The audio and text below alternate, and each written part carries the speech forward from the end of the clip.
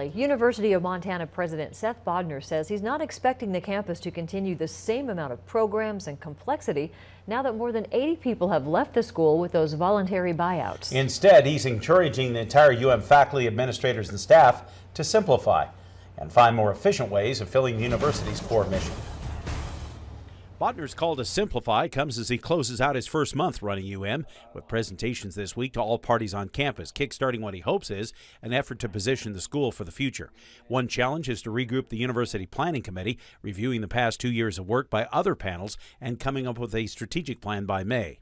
Another is looking at what Bodner calls project simplification, making campus operations easier and better, and ways to simplify the way of work. It's imperative for us not to simply say, we need to do the same work with fewer people and better results. So we're not going to do that. We're going to take a very deliberative and intentional process to assess how we do work at this university to support that core mission and make sure that we're as integrated and as effective as possible. The dollars also dictate change. UM lost nearly 4,000 full-time equivalent students and $17 million a year in tuition revenue in the last 6 years. Bodner believes more targeted marketing and retention of students will help fill that hole. But he admits the current situation isn't sustainable over the long run, and he's challenging the UM community to build a campus where all parts are working together instead of competing for money. This is not a world where you can just have some basic skills-based education, right?